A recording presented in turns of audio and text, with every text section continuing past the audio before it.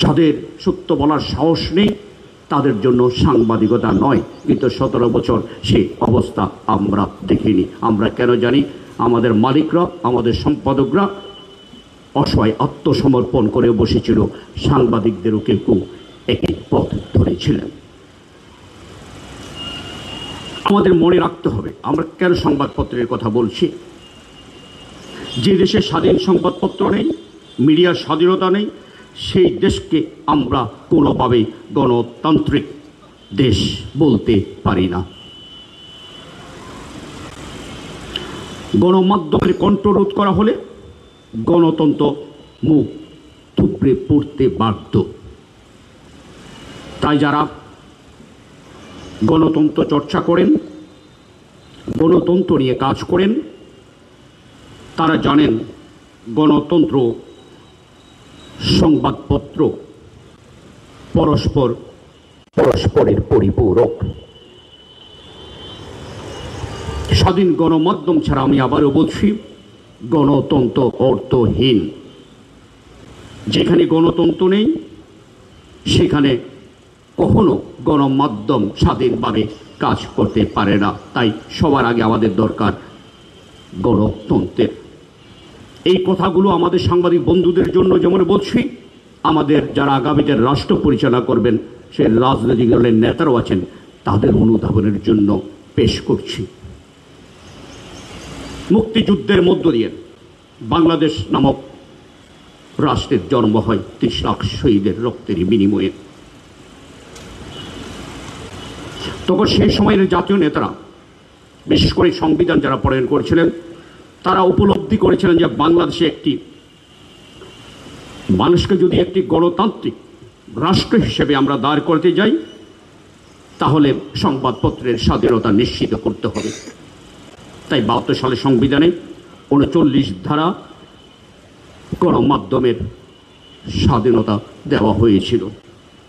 অত দুর্ভাগ্যজনক হলো সত্য, গণতন্ত্রের কথা বলে, বাক স্বাধীনতার কথা বলে, ভোটাধিকারের কথা বলে যারা সেদিন ক্ষমতায় এসেছিলেন, তারাই 1975 সালে সংবিধানকে অবজ্ঞা করে, অমান্য করে, জলাঞ্জলি দিয়ে সবকটি সংবাদপত্রকে বন্ধ করে দেন। আবার পছন্দের 4টি পত্রিকাকে নতুন করে পাবলিশ করার অনুমতি দেন। কেউ কেউ বলেন 4টি সংবাদপত্র রেখে সবপত্রে বন্ধ করে দিয়েছিল। 4টি সংবাদপত্রকে আবার অনুমতি দিয়ে তোমরা বের করো, এবং ইত্তেফাককে সেটি লিখতে হয়েছিল প্রথম বর্ষ প্রথম সংখ্যা, যাকে আমরা মহিরুহ বানাই, তার হাত দিয়ে এইভাবে হত্যা হলো সংবাদপত্রের স্বাধীনতার, গণতন্ত্রের। এতে কি হলো বা কেন করলেন? এতে মানুষ সত্য জানতে আর পারলেন না, গুজব ছড়িয়ে পড়ল, দুর্নীতিবাজদের উৎপাদ বেড়ে গেল, চুরি বেড়ে গেল, রিলিফ চোর, কম্বল চোর কেউ বাদ নেই। রক্ষী বাহিনীর নৃশংসতা লাগামহীন হয়ে পড়ল, রাজনৈতিক নিপীড়ন, খুন খারাপি, গুম বেড়ে গেল। রক্ষী বাহিনী নরসিংদীতে এক পিতাকে তার পিতার হাতে কুটার দিয়ে বললেন সন্তানের মস্তকটি শরীর থেকে বিচ্ছিন্ন করার জন্য, না হলে তাকে সে দুজনকে হত্যা করবে। বাবাকে দিয়ে সন্তানের মস্তক দ্বিখণ্ডিত করে সে মস্তক দিয়ে ফুটবল খেলার মতো ঘটনা ঘটেছিল। কেন বলছি কথাটি? বলছি সেদিন যদি গণমাধ্যমের স্বাধীনতা থাকতো, গণমাধ্যম থাকতো, সত্যটা তুলে ধরতো, এই ধরনের নৃশংসতা হয়তো ঘটতো না। অমর্ত্য সেন কথা আপনারা জানেন, নোবেল বিজয়ী অমর্ত্য সেন একটা কথা আছে, তিনি বলছেন রাষ্ট্রে গণমাধ্যম স্বাধীন হলে দুর্ভিক্ষ ঠেকিয়ে দেওয়া যায়। আমি এটা একেবারে শতভাগ বিশ্বাস করি। 74-এ সে দুর্ভিক্ষ, সেদিন যদি গণমাধ্যমে লিখতে পারতেন, কিছু কিছু গণমাধ্যমে লিখেছিল, সেটাকে সরকার আস্থায় না নিয়ে উল্টো তাদের উপর নিপীড়ন চালিয়েছেন। সেদিন যদি 74-এর দুর্ভিক্ষের সময় যদি আস্থায় নিত, আগাম বার্তা কিন্তু মিলিয়ে দিয়েছিল শেখ মুজিব সরকার, সেটা পাত্তাই দেননি। আপনার বাসন্তীর জাল পড়ে লজ্জা নিবারণের ছবি তেপাকেই ছাপা হয়েছিল। খবরে নেননি বলেই লক্ষ লক্ষ মানুষকে সেদিন না খেয়ে মরতে হয়েছিল। অমতেশ্বরী কি বলেছেন, সেদিন যদি আমলে নিত এই দুর্ভিক্ষ, আজ দুর্ভিক্ষ পীড়িত দেশেই তো জিয়াউর রহমান ক্ষমতা এসেছিলেন। ওই দেশ, ওই মানুষ, ওই সম্পদ, তিনি খাদ্যের সংসদ অর্জন করে দুর্ভিক্ষের দিনে কিন্তু চাল দিয়ে সাহায্য করেছিলেন। একই দেশ, একই সম্পদ, একই জিনিস। লিডারশিপের অভাব, কমিটমেন্টের অভাব ছিল বলেই, আর জিয়াউর রহমানের কমিটমেন্ট ছিল, লিডারশিপ ছিল বলেই সেদিন সার্থক হয়েছিলেন।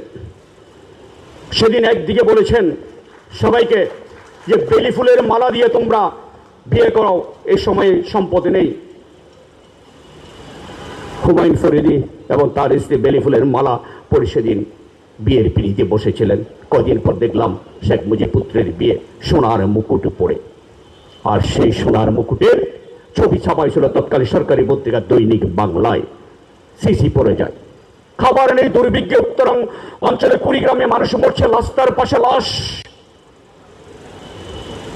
আঞ্জুমান মফিজুল ইসলাম লাশ বহন করতে করতে আর হয়রানি হয়ে যাচ্ছিল। সেই সময় আমরা দেখলাম মুজিব পুত্রের বিয়ের উচ্ছিষ্ট খাবার ধানমন্ডির লেকের মধ্যে ফেলেছিল। সেখানে কদিন পর দুর্গন্ধ ছড়াচ্ছিল, সেখানকার পানি নষ্ট হয়ে সেখানে মাছগুলো মরে ভেসে উঠেছিল। কি নির্মমতা, কি নিষ্ঠুরতা জাতির সাথে, এ কেমন তামাশা, যেটা হাসিনাও তার কন্যা করে গেছেন। অমর্ত্য সেনের আরেকটি উদ্ধৃতি আপনাদেরকে জানাতে চাই। তিনি বলেছেন, গণমাধ্যমের লাগাম টানার ফলে যেসব তথ্য সুপ্ত হয়ে যায় তা এক নায়কতান্ত্রিক সরকারকে ভুল পথে পরিচালিত করে। এর বড় প্রমাণ শেখ মুজিব এবং শেখ হাসিনার ব্যর্থতা, অভ্যুত্থান। সেদিন সংবাদপত্রকে 70 টাকা যদি উপলব্ধি হয়, শেখ মুজিব হয়তো এই নির্মম মৃত্যু হতো না, হাসিনাকে পালিয়ে যেতে হতো না। আমি আমাদের রাজনৈতিক নেতারা এখানে আছেন, তাদেরকে এই মহাসত্যটি উপলব্ধি করার আহ্বান জানাবো। সবশেষ বলি, গণমাধ্যমকে বলা হয় সরকারের পাহারাদার। দুর্ভাগ্যজনক হলো আমাদের রাজনৈতিক দলগুলো যখন ক্ষমতায় যান তখন সবার আগে গণমাধ্যমে টুটি চেপে ধরার জন্য একেবারে উন্মুখ হয়ে থাকেন। সংবাদপত্রের কাজ কি করে, কোথায় খুব ভুল হচ্ছে, ত্রুটি হচ্ছে, বিচ্যুতি হচ্ছে, সেটাই তো আঙ্গুল দিয়ে আপনাকে দেখিয়ে দিচ্ছে, আপনাকে সৎ পথে সুন্দর পথে চলার ব্যবস্থা করে দিচ্ছে। আপনি শত্রু ভাবলে তো জনবিচ্ছিন্ন হবে না, অপকর্মগুলো হতেই থাকবে। শেষ কথাটি আমাদের সংবাদ মাধ্যম কর্মীদের জন্য বলি, তথ্যই শক্তি, আর গণমাধ্যম এই শক্তির আধার।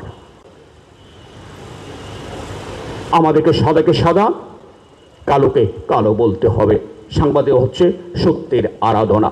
সত্য মিথ্যার সংমিশ্রণে সাংবাদিকতা হয় না, গল্প উপন্যাস হতে পারে।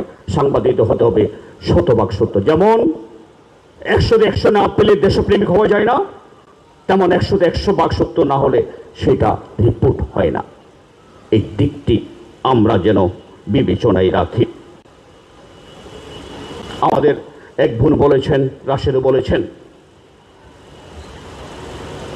আমরা কি গত 17 বছর সঠিক কাজটি গণমাধ্যম করেছি? আমি বলি না। শেখ হাসিনাকে স্বৈরাচার থেকে মহাস্বৈরাচার, ফ্যাসিস্ট থেকে মহাফ্যাসিস্ট বানানোর পেছনে আমাদের গণমাধ্যমের বড় ধরনের একটা ভূমিকা ছিল। আমরা যখন দেখলাম ঢাকার রাজপথে, যাত্রাবাড়ি, উত্তরা, বাড্ডায়, বিভিন্ন জায়গায়, ধানমন্ডিতে, ঢাকা কলেজের সামনে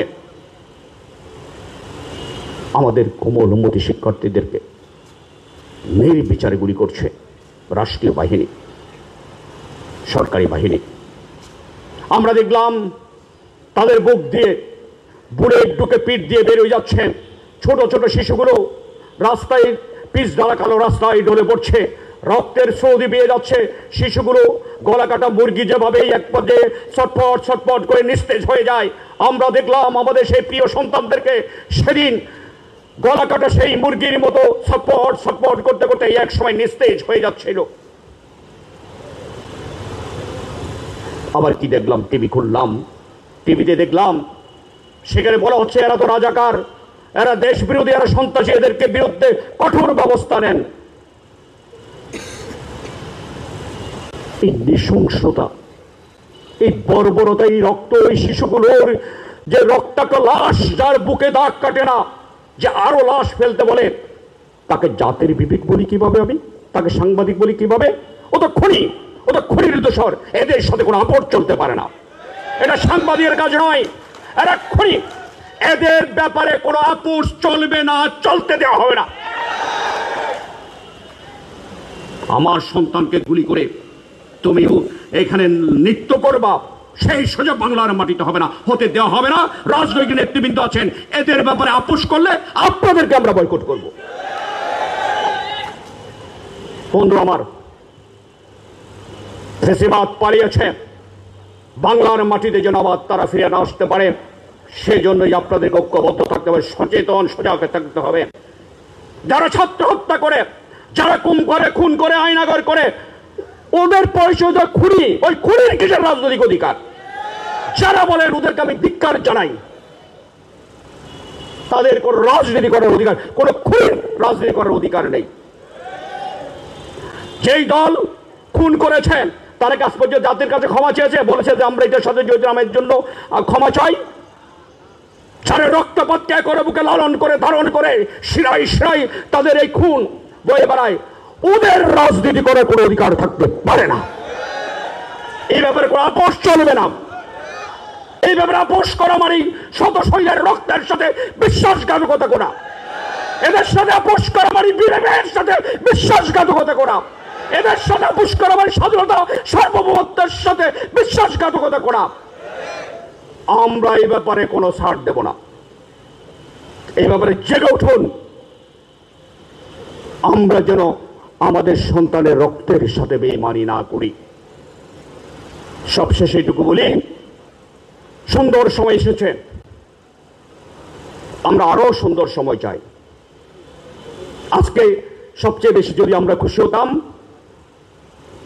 যে জন্য আজকে হাজার হাজার মানুষ জীবনে দিয়েছে গত 17টি বছর, আমরা যদি গণতন্ত্রের পূর্ণ রূপটি দেখতে পেতাম। আমরা আশা করব ছাত্রদের আন্দোলনের কারণে হাসিনার পতন ত্বরান্বিত হয়েছে, এটা যদি আমরা অস্বীকার করি ভুল হবে। তেমনি 17 বছর ধরে রাজনৈতিক দল, পেশাজীবী, সাংবাদিকদের যে আন্দোলন, সেটিকে অস্বীকার করবেন? যেভাবে আওয়ামী লীগ বলে যে শুধু শেখ মুজিব সব করেছে, সেরকম যদি আপনারাও কেউ কেউ বলেন যে সব আমরাই করছি আর কেউ করেই, এটা মহা অন্যায় হবে। শেখ মুজিবের প্রেতাত্মা হবেন না। সমাজ শ্রম করে 4 তারিখে রইসুদ্দিন এখানে আছেন, 4000 পেশাজীবী নিয়ে আমরা প্রেস ক্লাবের সামনে এবারে নির্দেশনা দিচ্ছেন। সেদিন 4000 পেশাজীবী নিয়ে এখানে রাশেদ আছেন, দেখে গেছেন সকালে থেকেই আমরা আন্দোলন, আমাদের সন্তানদের রক্ত দেখে সেদিন অগণন গুলি চালিয়েছে। আপনারা জানেন প্রেস ক্লাবের সামনে বোমা ফাটিয়েছে, আমাদের উঠে যেতে আমরা উঠিনি। সেদিন সেখানে পুলিশ বক্স আবার বিক্ষুব্ধ জনতা জ্বালিয়ে দিয়েছে পেশাজীবীরা, পুলিশের গাড়ি জ্বালিয়েছে। যুদ্ধ, এই যুদ্ধের কি কোনো মূল্য নেই? বছরের বছর ইউনিয়ন দেখেন আমরা লড়াইটা করেছি, চূড়ান্ত সফলতা অবশ্যই আমাদের ছাত্রদের হাত দিয়ে এসেছে। আপনি যদি আমাদের সারা জীবনের পরিশ্রম কষ্টের কথা বলে যান, এটা তো ওই আওয়ামী লীগ যেরকম স্বাধীনতার যুদ্ধকে দলীয় করতে চায় সেরকম করতে চায়, এই ভুলটা যেন আমরা না করি। সবশেষ আমাদের যে প্রত্যাশা সেটা হচ্ছে আমরা গণতন্ত্রের পূর্ণ রূপ দেখতে চাই, গণতন্ত্রের বিকাশ চাই। সংস্কার আমাদের অবশ্যই লাগবে, আমরা সেটা চাই। Immigration to Canada. We provide the best quality service and solution for Canada immigration. Please visit our website and contact for details.